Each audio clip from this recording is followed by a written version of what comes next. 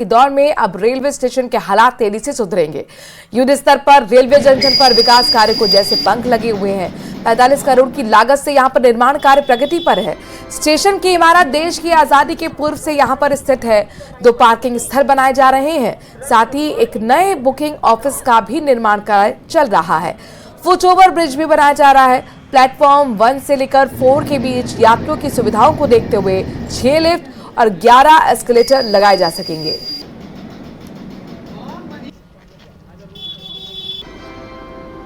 Station पर अभी 12 metre का एफओवी का निर्माण कार्य प्रगति पर है जी। इसके अंतर्गत 6 लिफ्ट का प्रोविजन है। यात्री सुविधाओं देखते हुए उसमें 6 लिफ्ट लगाने का प्रावधान रखा गया है। इसी तरह से इसमें 10 से 11 एस्केलेटर लगाए जाएंगे। और अभी प्लेटफॉर्म नंबर 4 पर सवाई माधोपुर स्टेशन पे एबीवीएस के अंतर्गत आरक्षण पर्यवेक्षक और बुकिंग का कार्यालय नया बन रहा है, उसमें भी कार्य प्रगति पर है। इसी तरह से प्लेटफॉर्म नंबर 1 पर सर्कुलेटिंग एरिया में तमाम तरह के जो निर्माण कार्य हैं वो एबीवीएस के अंतर्गत प्रगतिशील हैं। अमृत योजना के तहत सवाई माधोपुर में युद्ध स्तर पर लगातार कार्य जारी है। निर्माणाधीन रेलवे स्टेशन पर लगभग 45 करोड़ रुपए की लागत से पिछले कई महीनों से लगातार विकास कार्य करवाए जा रहे हैं, जिनमें न सिर्फ प्लेटफॉर्म के सुदृढ़ीकरण का कार्य है बल्कि कई नए एस्केलेटर भी लगाए जाएंगे।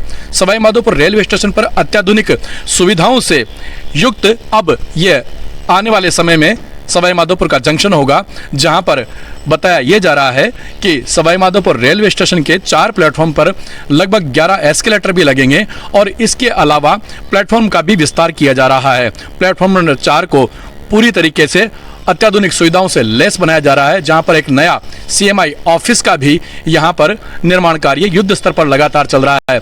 जो पार्किंग है उस पार्किंग एरिया को भी पूरी तरीके से डेवलप किया जा रहा है, जहां चौपहिया और दुपहिया वाहनों के लिए टीन शेड बहुत ही अत्याधुनिक किस्म के लगाए जा रहे हैं। और इसके अलावा रंग रोगन साज सज्जा का जो कार्य है वो भी लगातार किया जा रहा है। इसके अलावा जो रेलवे के सर्कुलेटिंग एरिया है इनमें भी विकास कार्य करवाए जा रहे हैं। नई फुलवारी और गार्डन को विकसित करने के लिए भी युद्ध स्तर पर कार्य जारी है।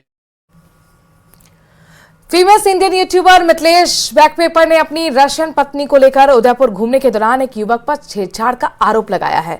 उन्होंने इसका एक वीडियो अपने सोशल मीडिया अकाउंट पर पोस्ट किया कि वो ट्रैवल ब्लॉगर हैं और साथ ही 6 दिन पहले उदयपुर घूमने आए थे। घूमने के दौरान जब वो कमरे में अपनी पत्नी का वीडियो बना रहे थे तभी किसी युवक ने अपशब्द कहे। मिथिलेश ने अपने वीडियो में इस मामले में पुलिस से कार्रवाई करने की मांग की है।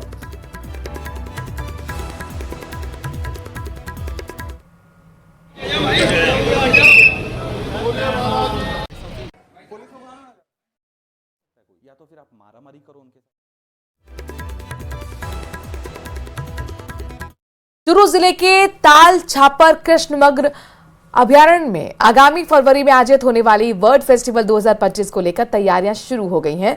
पर्यटन को बढ़ावा देने और पक्षियों के संरक्षण के साथ साथ वन्य जीवों के प्रति जागरूकता के लिए फेस्टिवल का आयोजन होगा।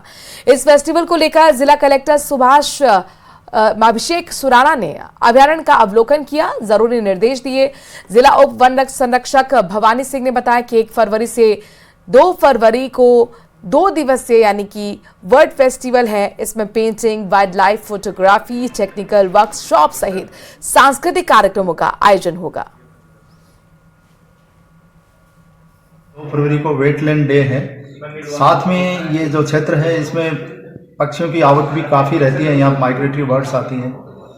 300 से अधिक के करीब प्रजातियाँ यहाँ निवास करती हैं। तो कलेक्टर सर के पहल पर यहाँ ये पक्षी मेले का आयोजन किया जाना प्रस्तावित है 1 और 2 फरवरी को, जिसको लेकर के सभी विभागों की एक कोऑर्डिनेशन स्थापित करने के लिए मीटिंग का आयोजन आज यहाँ किया गया।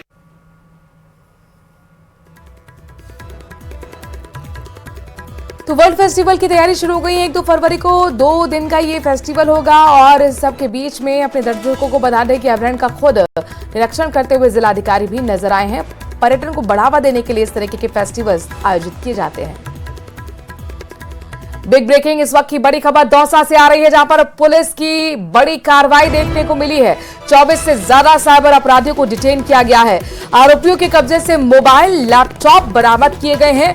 आरोपियों को डिटेन करके सिकंदरा थाना लाया गया।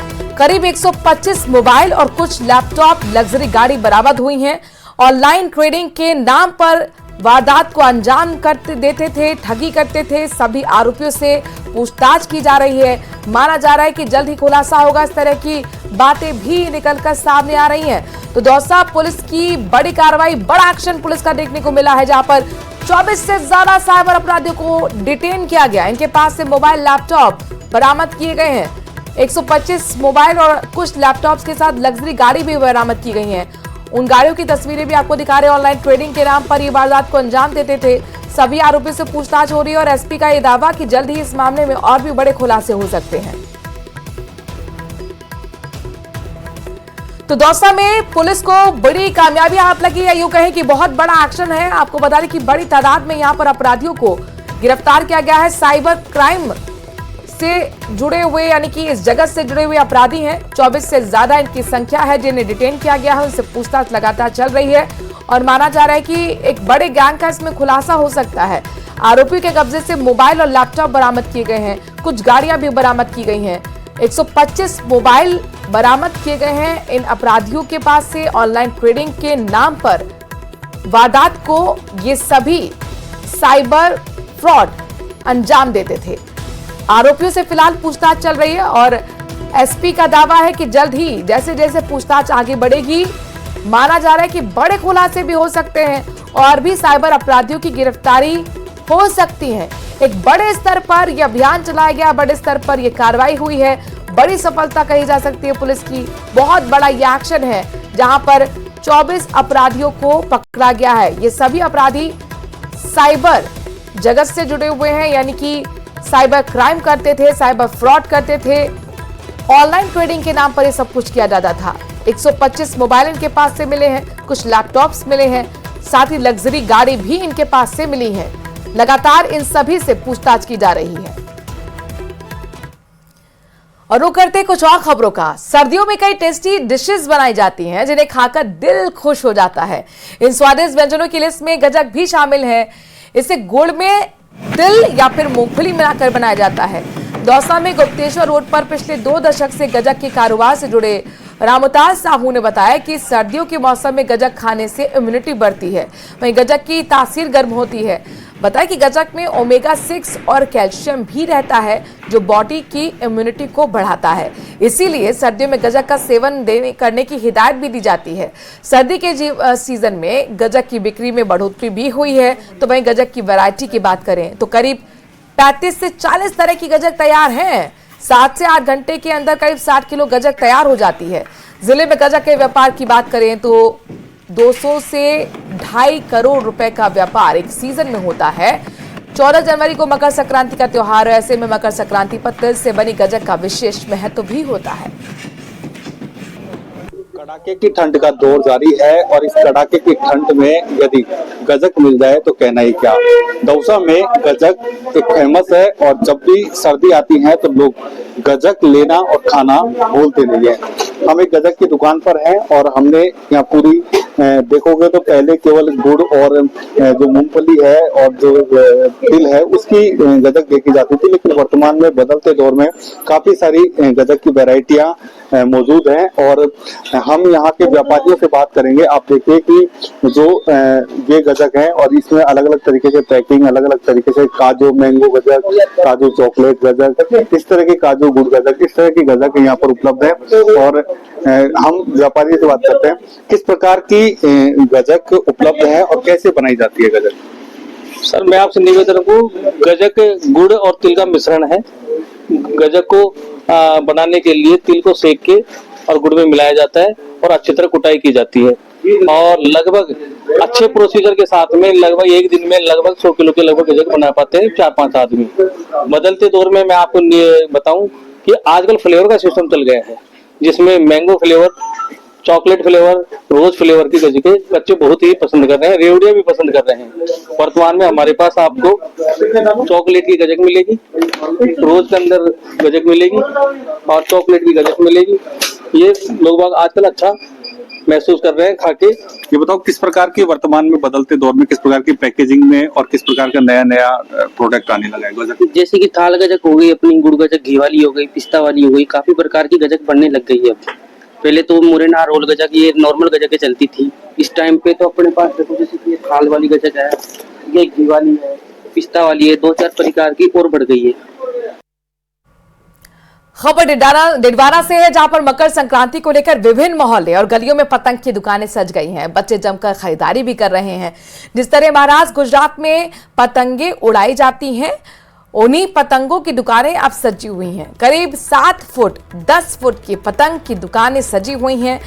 राजनेताओं की फोटो लगी पतंग की दुकानें सजी हुई हैं। फिल्मी सितारों की फोटो लगी भी पतंग अब दुकानों में दिख रही है। तो वहीं बच्चों के लिए खास तौर पर जो कार्टून होते हैं, उनकी फोटो लगी हुई पतंगे भी दुकानों पर सजी हुई हैं। जमकर पतंग की दुकानों पर खरीदारी भी हो रही है।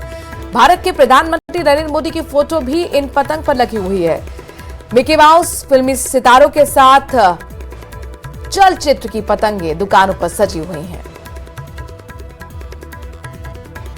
कार्टून्स है, बच्चों के अलग अलग पतंगे हैं और हमने अलग अलग स्टेट से परचेज किया है। तो कुछ ऐसी पतंगे हैं जो कारीगरों से बनवा रखी है स्पेशल, और जैसे कार्टून्स है, कुछ कार्टून्स पतंगे बच्चों को पसंद आती है। छोटा भीम है, स्पाइडर वगैरह की है, ये अलग अलग पतंगे हैं तो बच्चों को बहुत पसंद आती है। लगेंगे। दरअसल ये पूरा जो बयान है वो मौजूदा सरकार को लेकर है। उन्होंने देश में कहा कि जहां पेट्रोकेमिकल कॉम्प्लेक्स है, वहां टीमें भेजनी चाहिए और जानकारी लेकर तैयारी करनी चाहिए कि हमारे लोगों को रोजगार कैसे मिलेगा। मुख्यमंत्री को देखना चाहिए कि आने वाले समय में पेट्रोकेमिकल कॉम्प्लेक्स से हमें कैसे फायदा होगा। सुनिए।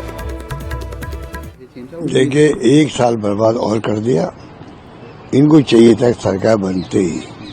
रिफाइनरी का जब मैं गया था वहाँ पर रिव्यू करने के लिए, तो वादा किया था कि हम 31 दिसंबर 24 तक पूरा कर देंगे।